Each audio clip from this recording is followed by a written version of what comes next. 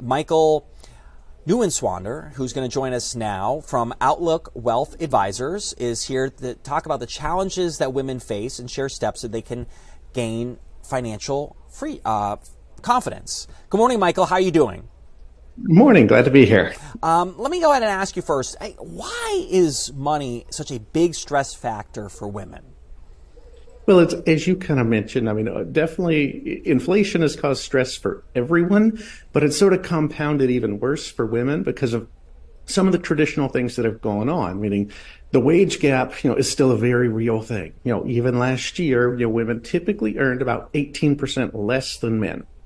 And also, when we look at the traditional roles, in many cases, women have had less time in the workforce, whether they got out for a few years to have children, raise a family, or what we're seeing now quite a bit of, women retiring a little early to help their aging parents and take care of them as well. So those factors have women definitely a little behind the eight ball when it comes to savings, and certainly stressed out a little more about it. And maybe naturally, because women are typically better planners than men too, so they tend to worry about things in that regard also.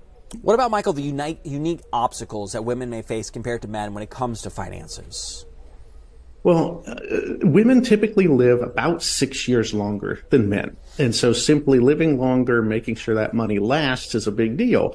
And I know some in the audience may even think, well, I've got a spouse or husband takes care of the finances, but unfortunately, the facts bear out at some point, they've got to become sort of that primary financial decision maker. So living longer is a big part of it.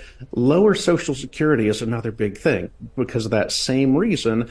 Social Security actually looks at 35 years of work history, but if you had years where you were earning less or years where you were out of the workforce because you were raising a family or raising kids, that lowers your ultimate benefit.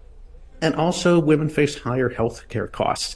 Part of it is, again, if they live longer than men, those things like long-term care, nursing home, assisted living is very expensive, and it's more often women that have to deal with that than men. And likewise, higher health care costs during those years where they are, having children or raising a family as well. Now, we are joined by financial expert Michael Neuenschwander, who is from Outlook Wealth Advisors, talking about financial stress that women go through, typically more than men, and what they can do to kind of help themselves out. And Michael, let me ask you, what is it, speaking of that, is there anything that women can do to boost their financial confidence? So the number one thing we can say is prioritize yourself, but thinking of it simply as having a plan, meaning, is your goal to be able to retire early? Is your number one goal to say, I want to remain self-sufficient? I don't want to have to rely on kids or family down the road for themselves. Or maybe it's a little sooner and says, I just want to be able to have a little more fun, take a few more vacations. As I've mentioned, women naturally are better planners in many cases. So this is where it really plays to their advantage to say, prioritize yourself, set a plan, and really begin to work backwards and say, what should I budget? What do I need to put in place so that I can have the kind of success, when it comes to finances that you want? The other big thing is to maximize savings. Last year, unfortunately, we saw that almost 35% of women were not putting money into savings or taking advantage of their 401k, their company plan. And in many cases, if your company has a match, that's free money left on the table. So maximizing savings, putting money to work is a huge deal. And what else should women keep in mind when it comes to, eliminating that financial stress? So a big part of it is simply, many women, at least certainly my wife and my family, they want to know where the path is going. And even for those that are single or those that are married, they look and they see, yes, my spouse, my loved one is handling that, but it's important that they're involved. Even if you're letting somebody else take the lead in the financial area in your family, having that confidence of knowing what's going on or what the plan is. So just in case, if you have to step in and become that primary financial person, you you've educated yourself enough to be able to know what's going on and know that you're going to be okay in the long run. And if somebody really needs help getting started in that area, quite honestly, that's a big part of what financial advisors are for. So you can always reach out and begin to get a little guidance, a little assistance if you need some help in that area. I know you all have a website, Outlook Wealth Advisors, outlookwealth.com. Anything on the website that maybe some resources that people can go to and turn to, Michael, on this topic?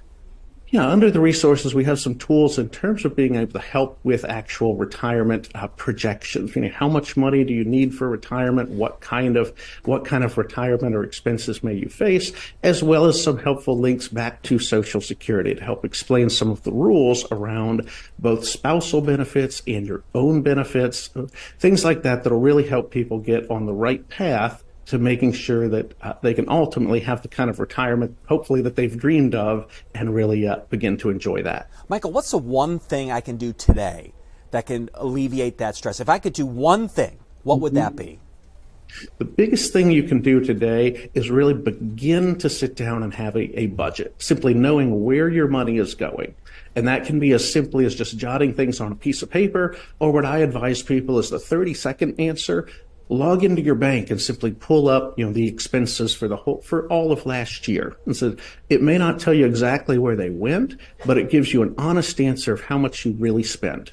And that, in many cases, is the number one place to start to begin to make some change or to make some improvement about what your savings or your financial future may look like. We got Michael Neuenschwander from Outlook Wealth Advisors. Before we let you go, Michael, anything lastly that you want to add to our viewers here in terms of this important topic?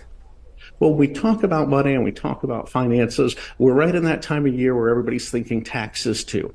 And if you're planning and looking in for women and everyone who's listening, unfortunately, taxes are bound to go up. That's what the tax law says. Certainly, if you were to lose a spouse, taxes get worse. So taking advantage of tax-free things like Roth IRAs, Roth 401ks, ultimately not only helps if you're putting money into savings, helps make sure it's tax-free, and maybe the IRS gets a little less of it down the road, which means more for you in the long run as well. All right, Michael, thank you so much for joining us. Again, if you want more information, just go to outlookwealth.com. I appreciate your time this morning, Michael. You have a great day. Thank you. You too. Thank you.